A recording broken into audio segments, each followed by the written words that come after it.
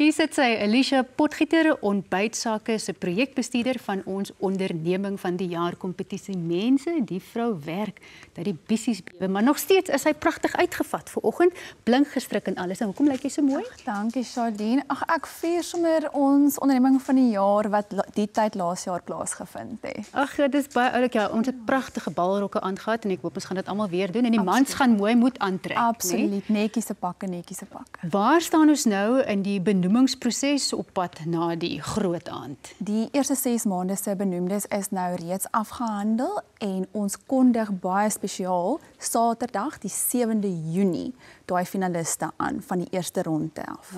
En wat nou van die besighede wat later in 2024 op ontbytsake verskyn het, gaan hulle ook iewers 'n beurt kry? Ja, so hulle benoemingsbriewe is nou reeds ook uit en in die proses om uit te gaan. Baie belangrik, die benoemdes moet asseblief hulle benoeming aanvaar. En dan gee ons natuurlik vir hulle ook die geleentheid om die prestasie te vier op ons sosiale media. Ja, fantasties. Dit kry altyd baie groot aftrek. Herinner ons net gou weer, waar vind die groot gala aand plaas? Want ek het gerugte gehoor dat dit op die mooiste plek in die hele land is, dis by Tuisdorp. Ja, so ons gaan die keer gaan ons Kaap doen, ons gaan groot. So ons gaan dit by die ikoniese Nederburg Wynlandgoed gaan ons dit vier, donderdag die 23ste Oktober. So 500 mense, dit gaan 'n uitmuntende aand wees. En as lede van die publiek ook graag die aand wil bywoon, is daar vir hulle 'n geleentheid om ook kaartjies te koop iewers? Hoe kan hulle maak? Beslis, ja. So ons gaan nou spesiaal en eksklusief gaan ons 100 kaartjies beskikbaar stel solank aan die publiek om te koop.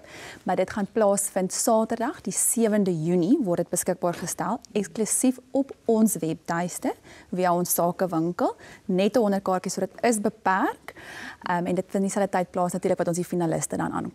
Ja, ons sien verskriklik uit daarna. Wat is die een ding omtrent die aand waarna jy die meeste uitsien? Ag, weer lekker aantrek, uitgaan en sommer met almal kuier en natuurlik ons mense en ons besighede vier en ons trots vier. Ja, dit is die fokus van ontbytsake. Baie dankie vir al jou harde werk en sterkte. Ek weet die slaap is min. Daar het jy dit. Wees op die uitkyk vir jou benoeming en of jy deel is van die eerste groep finaliste. Onthou ook om kaartjies te koop as jy jou mooi pak wil afstof vir die aand en saam met ons mense, ons besighede, ons trots te vier.